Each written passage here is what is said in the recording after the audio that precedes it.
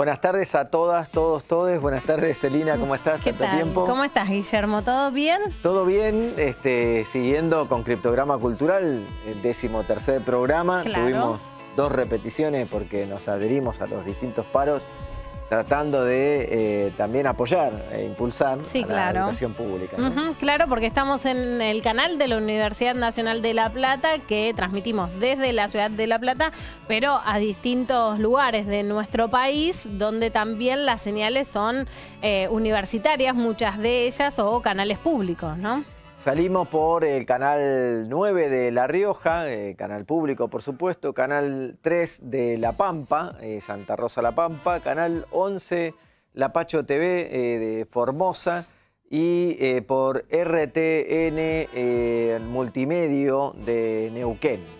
También nos pueden ver en UniTV de Villa María, Córdoba, en Abra Medios de la Universidad Nacional del Centro. También sale este programa en el canal de la Universidad de Mar del Plata, en Uncaus TV de la Universidad Nacional del Chaco Austral. Y también últimamente hemos comenzado a salir por la señal de la Universidad Nacional de Avellaneda. Estamos hablando de UNDAB TV. Se van sumando las señales públicas, universitarias y canales provinciales. Hoy tendremos una visita federal, como nuestra salida al aire que estábamos hablando. Sin duda tendremos la visita y el gusto de charlar con un dramaturgo, escritor, también poeta, un hombre de la gestión cultural y también de la gestión pública, Francisco Tete Romero. Va a estar aquí para contarnos un poquito cómo es la realidad cultural del Chaco y también cómo viene su producción de investigación literaria, cultural, que realmente siempre nos lleva a un camino muy importante por recorrer y sobre todo un pensamiento federal. Además, un invitado que ya tuvimos en nuestro programa, pero que esta vez ha venido de los estudios de UNLP TV y lo tendremos presencialmente, lo cual nos gusta mucho más, ¿no? Totalmente, porque además viene a presentar una película, 2 libros, de todo, la verdad que... Y aquí en vivo con nosotros en el estudio. Además, también vamos a tener un informe de Gabriel Ventura desde UniTV, Villa María, Córdoba. Nos va a estar contando cuál es la situación de la producción literaria y también editorial allí en esta provincia, así que también estarán con nosotros en este programa. Nos comunicamos con Oscar Nemet de Catamarca, también actor, dramaturgo, director de teatro, director de cine y en este momento a cargo de un centro cultural de trabajo comunitario muy importante en Catamarca que nos estará contando cómo es la realidad cultural en la región y sobre todo en la provincia de Catamarca. Muy bien, bueno, comenzamos con el programa, si no nos va a quedar más tiempo. No nos va a alcanzar. Vamos.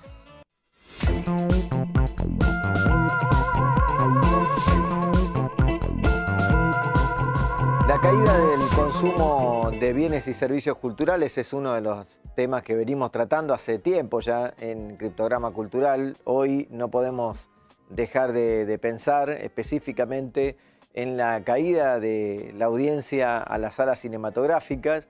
El INCA publicó una nota específica de casi el 72% de la caída de la audiencia en el primer cuatrimestre, lo cual ya de por sí marca una tendencia, pero si nos quedáramos con eso, solo pensaríamos que bueno, la gente dejó de querer ir a la sala de cine por alguna razón ajena a su voluntad o a su percepción social. Ya veníamos hablando también en estas editoriales el impacto que da a la Argentina toda ese casi 7,7% de aumento en el desempleo formal que tanto ha venido complicando a la Argentina en estos tiempos. Bueno, las medidas de Javier Milei también para la Cámara Argentina de Comercio son gravosas, por lo menos para el sector. Sacó en su página, como podemos ver, sacó una nota muy interesante. Ya en mayo había caído el 7,7% de la interanual y en este caso en particular ahora nos anuncia que de lo que va del año hasta agosto tenemos el 55% de pérdida del poder adquisitivo en el consumo culturales, ¿no? Estos son bienes y servicios. ¿Cuánto la gente puede salir? ¿Cuánto ustedes pueden salir? ¿Cuánto los que nos ven pueden salir a una sala de cine, una sala teatral, en un pueblo, en una ciudad, en cualquiera de los lugares de la Argentina, en el metropolitano nacional argentino o en cualquier otro de las ciudades, digo, que están allí presentes, pueden disfrutar de la vida cultural. No lo decimos para regodearnos, o no lo digo yo por lo menos para regodearme sobre el pronóstico planteado en la pérdida del poder adquisitivo, para nada. Lo decimos pensando en qué hay que hacer para lograr recuperar esa capacidad productiva. Bueno, algo de lo que hay que hacer está mostrando la provincia de Buenos Aires cuando lanza un plan de promoción cultural abriendo propuestas de financiamiento para el desarrollo cultural en el audiovisual, capacitaciones también en el audiovisual, en la producción literaria, en la producción poética, muchas otras propuestas que lleva adelante e inaugurando el segundo año consecutivo del Festival de Cine Internacional de Cine de Buenos Aires. Esas son las medidas que queremos ver a cada una de las provincias cuando las van tomando como iniciativa de desarrollo productivo cultural, donde efectivamente cada provincia, cada bonaerense en este caso, se ve beneficiado en el acceso a la diversidad cultural. No pensamos solamente en aquello que está mal, sino pensemos también en cuánto podemos hacer mientras nos juntamos y nos desarrollamos como productores de arte, productores de cultura, desarrolladores en gestores culturales, cuánto podemos aportar a la sociedad para sentirse mejor en tiempos tan difíciles. Allí estaremos entonces impulsando cada una de las áreas de las distintas provincias. Veamos cómo salir hacia adelante con la producción cultural activa. Continuamos aquí, lo comentábamos al principio del programa, nos vamos a trasladar a la provincia de Catamarca porque del otro lado para conversar con nosotros está Oscar Nemet, que es dramaturgo, actor, director de teatro y cine, fue secretario general del Instituto Nacional del Teatro, dirigió la Comedia Municipal de Catamarca y actualmente está llevando adelante el Centro de Cultura y Trabajo Comunitario Villa Dolores en Catamarca y está ya en comunicación con nosotros para poder conversar un rato. ¿Qué tal, Oscar? ¿Cómo te va? Buenas tardes. Hola, muy buenas tardes. Un gusto estar en contacto con ustedes y con su público. Muchísimas gracias por atendernos. Bueno, primero que nada queríamos consultarle cómo está la situación allí, ¿no? Cultural, audiovisual, ¿en qué situación se encuentran en el marco de este contexto tan complejo a nivel nacional? Así como lo editorializó Guillermo hace un rato, así como lo estás poniendo vos en palabras, la verdad es que la situación es muy complicada. Hay que agregarle a todo lo que dijeron ya o a todo lo que se dice que nos están atando las manos y imposibilitando la acción para la que nosotros hacemos, todo lo que hacemos en este espacio particularmente lo hacemos solidariamente, con un barrio que se compromete con su identidad y su cultura y con muchísimos artesanos, artistas que participan de la gestión de este espacio colectivo. Y nos atan de manos, decía, porque le agregamos a todo lo que ya se sabe que han subido las tarifas de una manera descomunal, desenfrenada, de tal manera que imposibilitan la acción de nuestros espacios culturales. Nos endeudan de manera desquiciada, digamos, porque nada justifica que hayan aumentado de 25.000 pesos que veníamos pagando a fin del año pasado a 180.000 pesos de tasas de servicio que tenemos que pagar este año. A todo el mundo le está pasando eso, al vecino nuestro. O sea, están en la misma, están tratando de cumplir con eso sin la posibilidad de un ratito de ocio, un momentito de un instante para mirar un cuadro, para participar de una reunión colectiva, ver un espectáculo en vivo. o te dejan en la lona. Oscar, vos, si bien sos un hombre nacido en Rosario y transitaste mucho tiempo también de tu profesión y de vida en Tucumán, con una producción artística muy conocida, creo que muchos o muchas de los que te conocen en el NOA, por lo menos, te conocen por esa gran trayectoria también allí. ¿Has vivido situaciones similares en otros momentos de la vida cultural? Que sienta tanta la presión sobre la gestión cultural, sobre el mantenimiento de los espacios culturales? Durante la dictadura. Creo que es el único ejemplo que puedo dar así ante esta pregunta. Me lo pregunto todo el tiempo. ¿Cuándo fue que pasó una cosa similar? Y yo creo que cuando cercenaron todas nuestras libertades, cuando hicieron y aplicaron el mismo modelo económico que están aplicando ahora, y cuando todo era imposible, incluso el poder reunirnos. Ahora gozamos de esa posibilidad, nos podemos reunir, aunque habían hecho un decreto en el que una reunión multitudinaria en la calle era también transgredía delito. Claro, era un delito. Entonces, bueno... Oscar, allí en la casa que hoy ocupa el Centro Cultural y Trabajo Comunitario Villa Dolores, pasaron, tengo entendido, personalidades de la cultura, personas, hombres y mujeres muy destacadas como Mercedes Sosa, Cafrune, muchas otras personalidades de la cultura también en Catamarca, y yo quería saber si logran tener una asistencia, una ayuda de la provincia de Catamarca, si hay planes o programas específicos de la provincia que impulsen o sostengan la actividad cultural en este momento.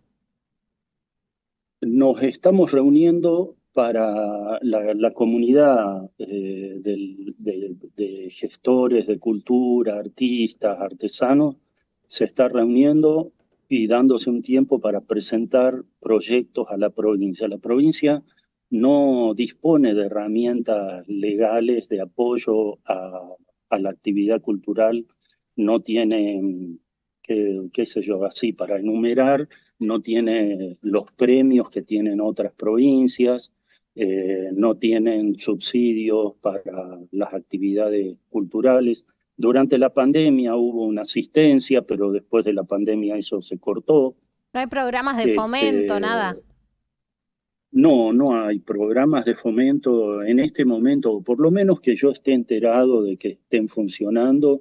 No creo. Hay una tremenda fiesta del poncho en donde artistas, artesanos locales se expresan y tienen 10 días intensos de muchísima actividad, con mucha concurrencia de turismo y de público, pero así son acciones como esporádicas, claro, digamos. Y entonces se está buscando ahora una legislación que ayude a que proyectos como este, que son de fortalecimiento de la sociedad civil, de las identidades culturales locales y del fomento del trabajo artístico identitario, tengan algún tipo de apoyo. Por el momento no está pasando. Bien.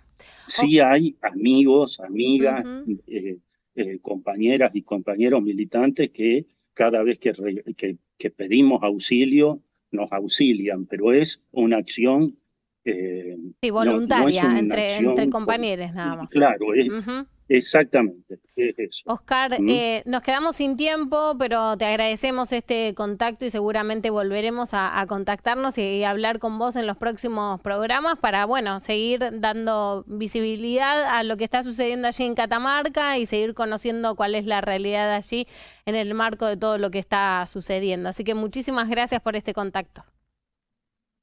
Muchísimas gracias a ustedes por contactar. Un abrazo enorme. Muy bien, ahora sí, nos vamos a ir a una pausa y seguimos con más Criptograma Cultural.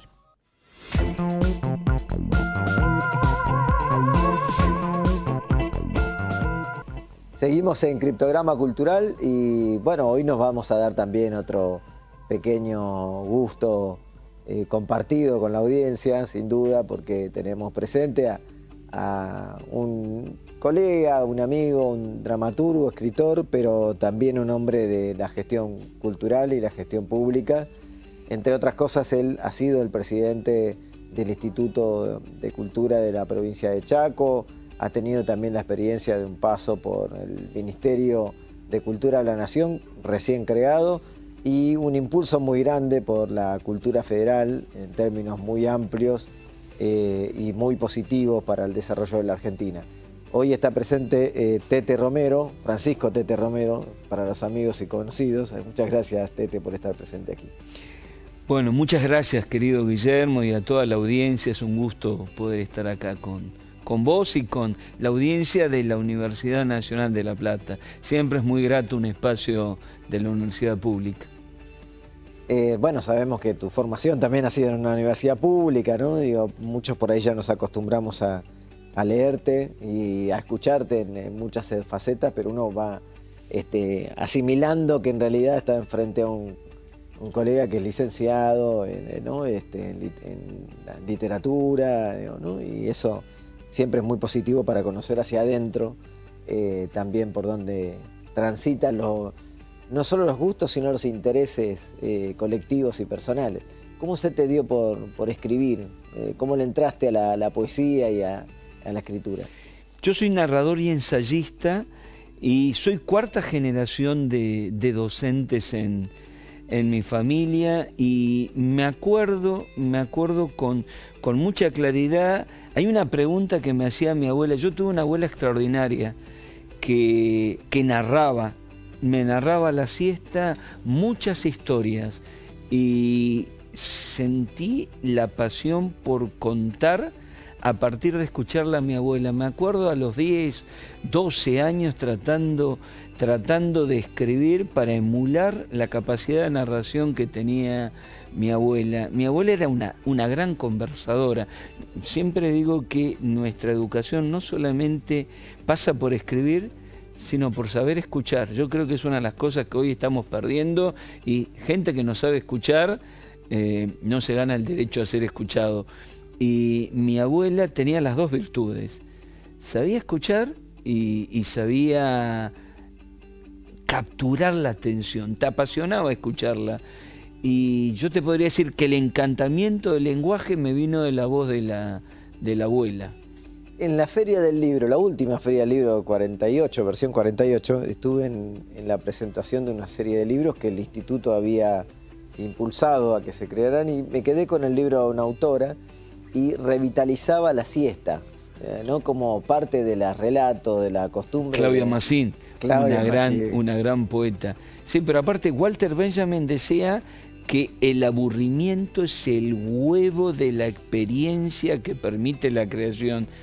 Por eso a los niños y a las niñas no hay que estar llenándolos de actividades. Hay que dejarlos quietos y que a la siesta travesureen, porque si no te aburrís, no creas nada. Esto, estar llenándote de actividades, ¿por qué? ¿Por qué tenemos que estar haciendo todo el tiempo cosas? El tiempo para pensar, el tiempo hasta para aburrirnos. Hay como una dictadura del entretenimiento, ¿no? Claro, una dictadura, pero además esto que vos planteás, que yo te lo traía como la siesta, porque bueno, para los que viven en el mundo citadino, tal vez, que no tienen la oportunidad o la costumbre o han perdido el hábito. No es mi caso, porque yo no almuerzo, entonces no almuerzo para ganar ese tiempo. Para ganar el tiempo. No, pensaba que en ese mundo por ahí no se conoce lo que sucede en las etapas de la siesta. Y con otro invitado hablábamos sobre la felicidad envasada, ¿no? Que se le trata de dar a los niños para mantenerlos no solo entretenidos, sino como que el paquete viene envasado en un producto determinado, sí, y entonces se mantiene la felicidad. ¿Sabés qué era mi siesta en el Chaco en la década del fines de 60 y principios de 70? El radioteatro. Me acuerdo de radioteatros maravillosos, duraban 15 minutos. ¿No? Sobre Mate Cocido, que era bandolero rural, El León de Francia. Era mágico porque te entraba la radio como teatro, pero era radioteatro. ¿Cómo estás, Tete? Hola, Celina. Preguntarte, bueno, por tu obra, ¿no? Por lo que nos venís a presentar y esa historia un poco fuera de aire nos comentábamos, ¿no? La historia que atraviesa ese libro, la película. ¿Cómo te inspiró o por qué fue por ahí la búsqueda? Bueno, este es un trabajo de 2 décadas, pero que arranco por el presente más presente. Por suerte no hubo impunidad y del 19 de abril al 19 de mayo se realizó el juicio de la verdad por la masacre de Napalpí. Fíjate, se hizo en la Casa de las Culturas, ¿no? De las Culturas, Matilde Romualda, que está aquí, sí, está siendo abrazada, ha sido una de las testigos sobrevivientes de esa masacre. Y contemos un poquito, así sí, la gente va a ir a buscar el libro, decir dónde lo va a encontrar y demás, que ahora vamos a comentar, pero contá un poquito qué es la masacre de Napalpí. La masacre de Napalpí es el castigo feroz de cerca de 450 personas exterminadas indígenas con y Mocoy el 19 de julio de 1924. Habían realizado la primera huelga rural indígena del Chaco. En 1911 terminó lo que se llamó la campaña de pacificación del Chaco, así como hubo en la Patagonia, claro, en el Chaco. 5.600.000 hectáreas de las actuales provincias del Chaco y Formosa, que era todo territorio nacional, pasaron a 112 terratenientes. Se creó el latifundio, ningún colono recibió esas tierras. ¿Qué hacer con 8.000 indígenas sobrevivientes? Se crearon 3 reducciones, campos de concentración, 2 en Formosa y 1 en Chaco. ¿Pero en qué tierras? En las más fértiles. 1911, reducción de Napalpí, brazalete blanco para el indígena manso. El otro podía ser asesinado. De 1911 a 1924 el Chaco se transforma en el principal productor algodonero nacional. Por lo tanto, cuando los indígenas, como siempre hacían, fuera de la época de la cosecha del algodón, se iban a Tucumán, Catamarca, para el ingenio de la zafra, esta vez no. El gobernador del territorio nacional les prohíbe, porque la sociedad rural de ese tiempo dice, lo necesitamos todo el tiempo, para el obraje y la cosecha. Frente a eso y otra cuestión, al colono no le descontaban, al indígena un 35%, primera huelga algodonera, primera huelga rural indígena. Y ahí está el papel del periodismo. Durante 2 meses van inoculando como psicosis social el miedo al malón, el fantasma, a tal punto que titulares de notas, familia descuartizada, claro, saquean. A los 5 o 6 días, ya está, te habían llenado en la cabeza. Aparecía perdida en una 10ª hoja, no se pudo constatar la veracidad de tales denuncias. 19 de julio, llegamos al pedido de la solución final. Lo plantean como solución final. Un avión biplano arroja caramelos sobre el lugar donde se hace la huelga. Niños van a buscar. Las madres lo siguen. Segundo momento, el avión arroja bombas incendiarias, quema el monte. 130 guardias de la policía territoriana, más 30 civiles armados, durante 45 minutos fusilan a alrededor de 400 y 500 personas. La persecución dura 2 meses. Melitona Enrique, abuela de 107 años, mi primera acción pública en el Instituto de Cultura fue organizar el pedido de perdón que hace el exgobernador Capitanich a los pueblos indígenas por el genocidio en ocasión del cumpleaños número 107 de Melitona Enrique. El lugar que se llamó Napalpí cambia de nombre, colonia aborigen, pierde la lengua. Y oficialmente la academia va trabajando la hipótesis del milenarismo. No estaban fanatizados religiosamente, hasta tal punto que esto se repetía. Tete, ¿a qué distancia aproximadamente queda la tierra que anteriormente se llamaba Napalpí y que de Resistencia? Exactamente, queda 1 hora y 10 minutos. Está muy pegado a Saespeña, ¿no? Está muy pegado a Saespeña, que es el centro algodonero. lo importante es que si vos solamente lo ves como un tema indígena y no lo que sucedió en toda la década del 20, Semana Trágica en Buenos Aires, la Patagonia Rebelde, la Forestal, no entendés que hay que comprender la temporalidad de todos los actos para comprender la magnitud del genocidio por un lado y por otro lado el impacto social en todo el país. Pero me parece que hay que seguir trabajando sin duda en la memoria, en la verdad y la justicia durante mucho tiempo y durante muchos otros temas más que los que creíamos que estaban consolidados hasta estos días. Vamos a pasar a una pausa y seguiremos conversando con Francisco Tete Romero sobre este y otros temas más.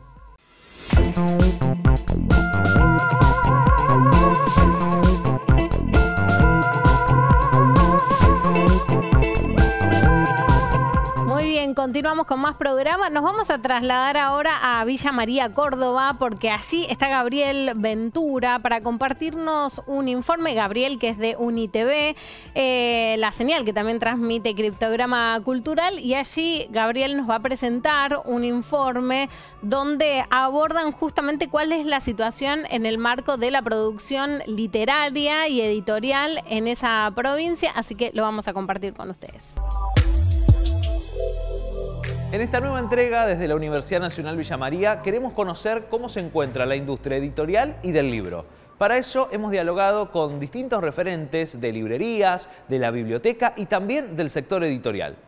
Villa María tiene una fuerte impronta cultural y literaria, no solo como público lector, sino como producción también. Villa María tiene una gran trayectoria en lo que es la poesía, los poetas locales, hay figuras internacionales nacidas en Villa María, y hay un circuito, digamos, literario, en donde hay escritores, hay presentaciones de libros y, por supuesto, hay lectores que atienden a esa producción, ¿no es cierto? Comencé con una editorial que se llamó El Mensu Ediciones. Pasado el tiempo también anexé 2 editoriales más que tenían diferentes caminos. Pero bueno, la idea es justamente eso, es dar a conocer todo lo que se produce en la ciudad, en la región, que por ahí a veces no tiene lugar en otras editoriales más grandes o de otro nivel, o no existen esos espacios para hacerlo. Como biblioteca pública, la comunidad de usuarios es muy variada porque va desde bebé. Nosotros tenemos un programa de que el bebé que nace en Villa María y es inscripto en Villa María se le regala los primeros 7 libros, que se llaman Mis Primeros Libros. Tenemos aproximadamente 34.000 lectores que poseen el carnet de biblioteca. EduBIM, Editorial Universitaria de Villa María, fue creada en el 2008 y en estos 16 años hemos tenido una activa participación, no solo en el mercado editorial de la Argentina, de Córdoba y también de nuestra ciudad. La principal característica de EduBIM es que su función editorial se caracteriza por un catálogo de bibliodiversidad, donde publicamos no solo libros académicos, universitarios, de divulgación, sino también libros escolares, libros para niños, libros para todos los públicos. Las editoriales independientes por ahí somos más, ¿cómo voy a decirlo?, más arriesgadas. Por ahí no nos interesa tanto buscar lo que por ahí va a impactar comercialmente, sino que buscamos algo que nos impacte, que nos dé algo nuevo, que nos dé una manera distinta de ver el mundo. Lo que hemos notado que, por supuesto, que al ir incrementando el costo del material de lectura, sí es un crecimiento más considerable de la cantidad de personas que demandan ser lectoras nuestras. En este último mes, por ejemplo, como para darte una cifra, tuvimos un incremento de 270 nuevos lectores. En nuestro caso, como la gran mayoría de las editoriales, dependemos mucho de la venta de los libros y de que los lectores compren estos libros. En un país que tiene serios problemas de pobreza, con aumento de la canasta básica, los libros pasan a ser un un artículo casi de lujo. Sumado a eso también, estamos viviendo con mucha incertidumbre lo que es la posible, digamos, desafectación de lo que es la ley del libro, la ley de precio fijo. En este caso, bueno, por supuesto, los grandes almacenes, las grandes cadenas se verían beneficiadas. Eso atenta, obviamente, contra la bibliodiversidad, porque las librerías grandes venden, no venden el catálogo de las librerías independientes o las librerías pequeñas o incluso los autores locales, como sí lo hacemos las librerías que tenemos un espíritu independiente, digamos, como es la nuestra. Estos espacios de publicación, de edición, hacen muy bien porque también se tratan, digamos, las publicaciones que hacemos, las temáticas también tienen que ver con lo local, con la historia local, con la poesía y la narrativa local y bueno, que por ahí de otra manera esos trabajos que son muy importantes para la historia de la ciudad, porque quizás ahora no lo vemos, pero en un futuro van a servir, encuentran ese lugar y quedan para la posteridad. Las bibliotecas son vitales, no solamente son espacios que promocionan la lectura, que es muy importante para el crecimiento de cualquier comunidad, sino también son espacios de encuentro, espacios sociales y son, digamos, el espíritu de cualquier biblioteca que genera una ciudad y un país democrático. Muy bien, ahí compartíamos el informe de Gabriel Ventura de UniTV de Villa María, Córdoba, contándonos un poco la realidad en esa provincia en cuanto a la producción editorial y también del libro. Ahora sí, continuamos con Guillermo. Muchas gracias, Celina. Un informe importantísimo también de UniTV, muy íntimamente relacionado con lo que estamos charlando un poco en el día de hoy. Y bueno, Tete, la verdad que lo que nos contaste es muy dramático, por supuesto, pero el libro va transitando a lo largo de toda la historia del crimen por la tierra, como lo subtitulaste, bastante más temas, ¿no? Digo, va trayendo la temporalidad. Digo, contanos un poquito cómo lo fuiste moldeando un poquito, porque es un trabajo extenso de investigación, ¿no? de profundizar. Galasso decía que si la historia es la política, la memoria siempre en disputa, la política es la historia del presente.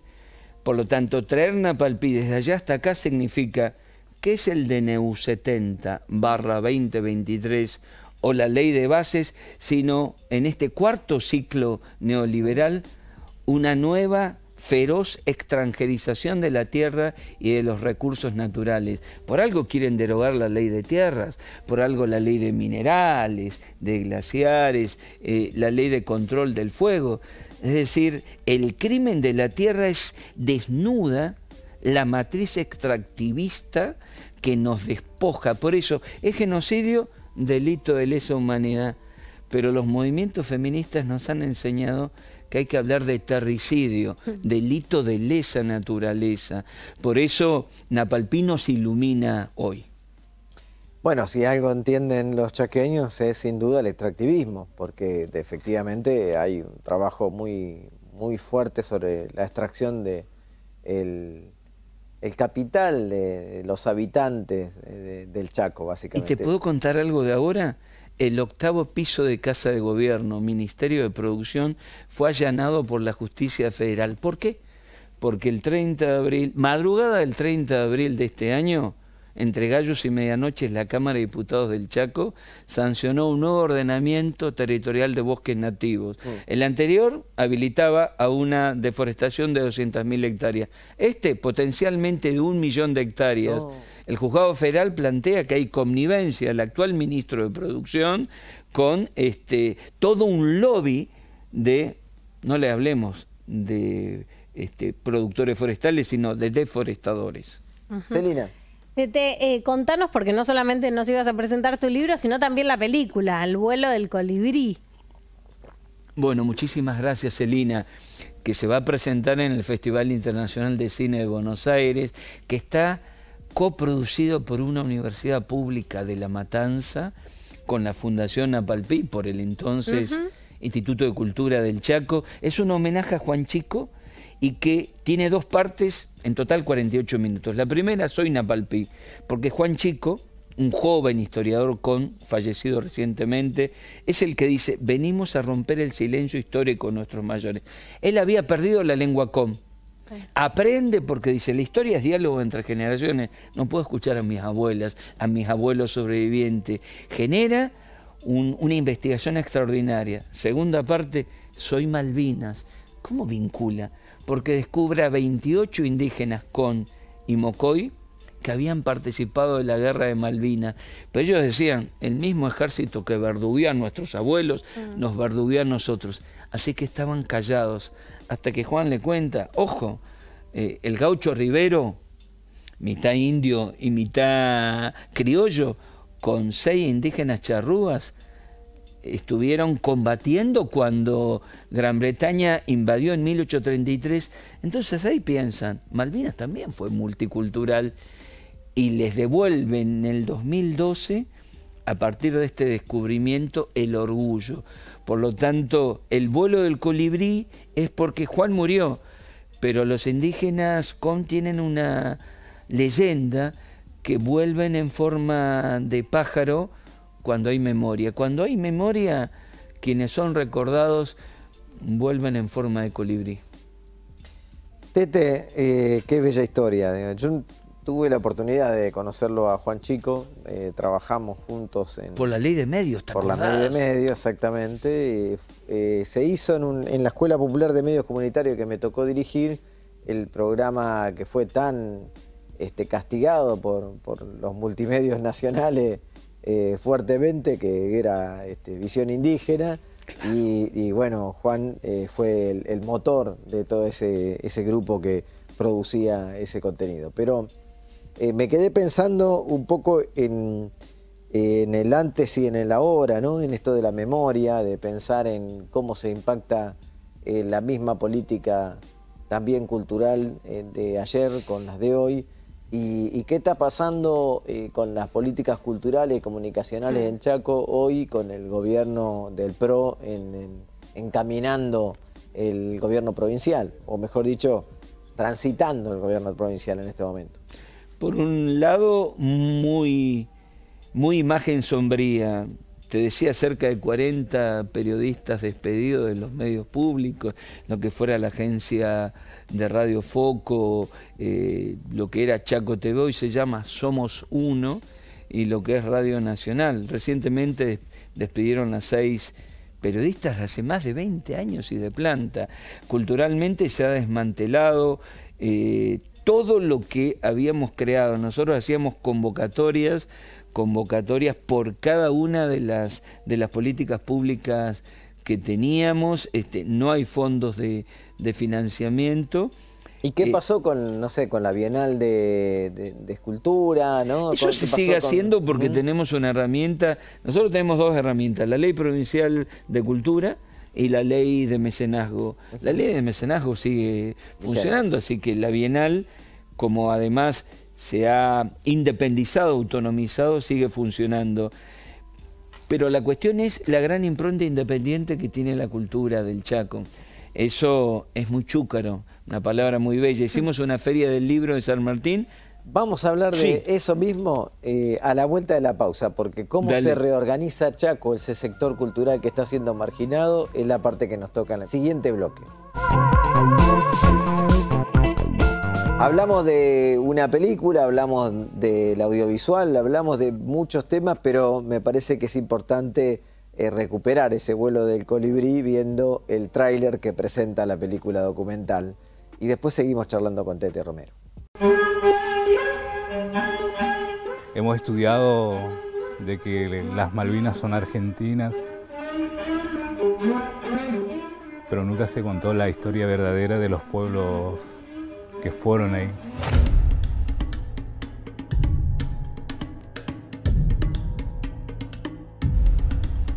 Los veteranos de guerra se les considera héroes y no hay ningún aborigen en la foto cuando ponen.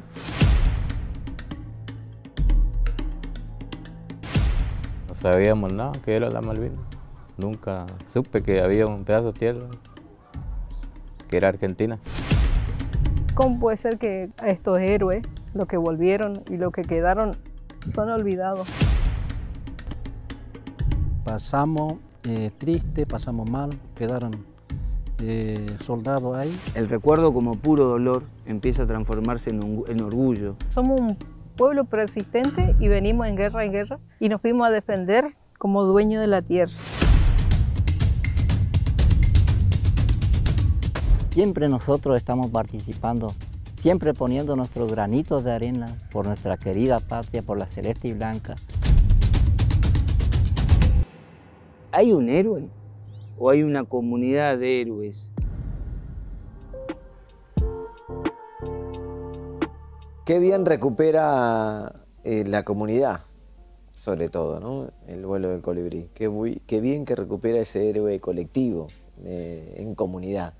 Venías hablando hace un ratito y esto me interesa también ver que planteabas, bueno, dónde nos organizamos o dónde nos juntamos, casi que decías, bueno, pareciera, ¿no? Un entrevistado recién, Oscar, planteaba que parecía que lo único que nos dejan es juntarnos y hasta por ahí nomás porque intentaron también impedirle juntarse, porque pareciera que a lo que más le teme la derecha que gobierna hoy es la comunidad. ¿Cómo lo ves desde el Chaco a esto?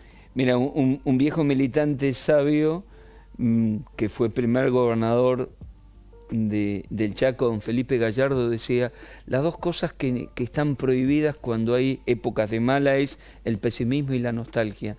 Una de las saludables cuestiones que están pasando en el Chaco es que se armó la Cámara Chaqueña del Libro en tiempo de mala y podemos hacer una feria de libro a mitad de precio en una localidad chiquita del Chaco, en General San Martín, porque hubo una apuesta de un municipio para subsidiar el libro, los libreros se juntaron y qué sé yo, una feria que abre con Miguel Rep y Saborido, ¿no? Que lo tuvo a Daniel Filmus, que lo tuvo a Darío Zeta, a Teresa Parodi cerrando con La Tocata, que es un grupo paraguayo, y con gente comprando libros. Entonces, por un lado, empezamos a trabajar sector por sector en lo que es el Frente Cultural Chaqueño, que sigue reuniéndose. Vamos a hacer nuestro congreso para el Congreso Federal de Cultura y Comunicación. Hay miedo, sí, y hay también mucho repliegue, pero también empezamos a hacer reuniones en lugares comunitarios donde me parece que se territorializa el derecho cultural. A veces cuando querés hacer cosas solamente en un centro, la gente no va. Me parece que el desafío es tratar de ir allí donde se mapea y se territorializa la resistencia. Tete, yo pensaba en esto y cuando veía también el tráiler, ¿no? ¿Cuál es tu mirada con respecto a un gobierno nacional que de alguna manera corta toda línea de fomento, de incentivo? Digo, hay como una intención de desconexión también, me da la sensación, y esta mirada un poco de, bueno, nosotros en la ciudad de La Plata estamos como en el centro del país, donde no, bueno, Dios atiende en Buenos Aires, es lo que siempre se dice. Digo, ¿cuál es la mirada que tienen desde las provincias con respecto a eso? Porque digo, vos nos recuperás una historia trascendental de nuestro país que quizás de otra manera, en una mirada centroporteña, no se recupera. Traes un tráiler con lenguas originarias que de otra manera quizás no se recuperarían. Digo, la importancia de que esté la película en un festival de cine de otra provincia, ¿no? Por una universidad pública de otra provincia. Pero, ¿cuál es tu mirada con respecto a eso que de alguna manera se va a ir perdiendo, teniendo un Estado nacional que justamente no fomenta que haya una conexión en todo el territorio? Yo tengo una mirada, soy narrador, pero me considero un sujeto histórico. Me parece que no van a poder lograrlo. Ahora, la búsqueda es cambiar el alma de los argentinos. No por casualidad Milei se enfrasca tanto en la cuestión cultural. Ellos, mirá, Agustín Laje y Márquez, desde el 2012, vienen hablando de la batalla cultural y vienen leyéndonos, ¿eh? A lo mejor nosotros no leemos a la derecha o a la nueva derecha, pero nos vienen leyendo porque son conscientes que nos tienen que quitar los orgullos, las autoestimas y hacernos sentir culpables y avergonzados. Esto por un lado. Y lo segundo, en algún momento, en el mejor momento, nos pensamos como un país federal. Me parece que cuando dejamos de pensarnos como un país federal, nos atomizaron. No hay una Argentina, están las Argentinas. No hay una cultura, hay cultura. De la misma manera que no hay un feminismo, hay feminismos. Creo que lo plural, lo diverso es lo que está en juego. Pero mira, en el momento más de noche de la Argentina durante la dictadura, yo era adolescente, vino Teatro Abierto, vos te acordarás. Y además quemaron el Teatro Picadero, como diciendo, bueno, ya está. Y de donde no esperabas, del teatro comercial, vino la solidaridad. Cuanto más intenten cercenar nuestros derechos, lo mismo que pasó en Cámara de Diputados la otra semana, ¿no? Me parece que hoy es todo tan dinámico y cambiante que la peor noticia es que ninguna victoria del campo nacional y popular es para siempre. Y la mejor, que ninguna derrota es para siempre. Bueno, hay memoria, hay presente y hay futuro, por lo que veo, porque bueno, hay una reorganización de ese sector cultural que piensa o se piensa a sí mismo también como un ser político, como parte de la historia, y en ese sentido, ¿cómo ves el futuro del sector político-cultural en Chaco? ¿Hacia dónde va esa organización? Lo más importante que nos puede pasar en Buenos Aires es pensar que lo que viene no lo hacemos solamente de Buenos Aires. Lo mejor que nos puede pasar en el Chaco es pensarnos en el interior de un proyecto nacional y federal. No siempre lo nacional y federal, al menos es lo que yo siempre he tratado de hacer. Nosotros estamos preparándonos para un Congreso Federal de la Cultura y la Comunicación. Teníamos un gran proyecto que hoy está como congelado, el Norte Grande, que era un trabajo con 10 provincias, muy importante, pensándonos como gran región. Me parece que tenemos que nacionalizar los problemas y al mismo tiempo ver el foco en la Argentina tan grande, pero estamos de pie, no de rodillas. Qué linda experiencia dejó el festival del Norte Grande, ¿no? El Festival de las Culturas del Norte Grande allá por Misiones, cuando hablamos con José Lozoa, cuando hablamos con Pini Herrero, cuando entrevistamos a distintos protagonistas de aquel momento, todos lo recuerdan.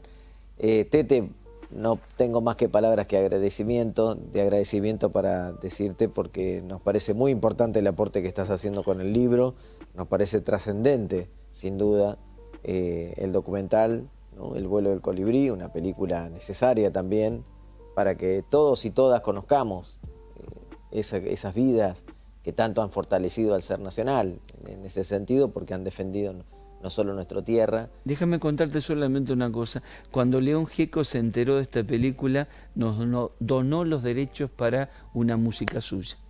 Con eso nos vamos a ir a la pausa y volvemos en el siguiente bloque, muy cortito, pero solo para despedirnos.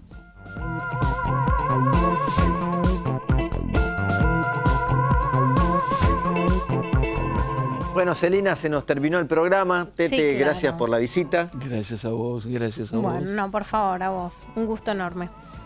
Durante esta semana estuvimos celebrando nada menos que el Día Internacional del Actor y de las Actrices. Sí, además el Día Nacional de la Radio también, ¿no? Ahí va nuestro saludo para los hacedores de ambas líneas artísticas tan importantes, de compañeros, compañeras que han pasado por acá, algunos también. Así que va nuestro saludo para ellos. Y decirles que, bueno, nos pueden ver también en YouTube, nos pueden seguir en Criptograma Cultural en Instagram, en las redes, que es muy bueno sentir que nos acompañan, también los mensajes que nos envían y demás. Pronto empezaremos a colgar algunos de los mensajes o a citarlos por lo menos para sentir la interacción con el público. Gracias, Tete, nuevamente por esta visita. Gracias a usted. Seguiremos buscando Napalpí, más información, el crimen por la tierra y también el momento en que estrenen aquí en el Festival Internacional de Cine. Claro, ahí compartiremos la fecha, ¿no? Para ir a ver la película. Totalmente. Gracias. Gracias. Nos encontramos nosotros la semana que viene. La semana que viene. Más Criptograma Cultural.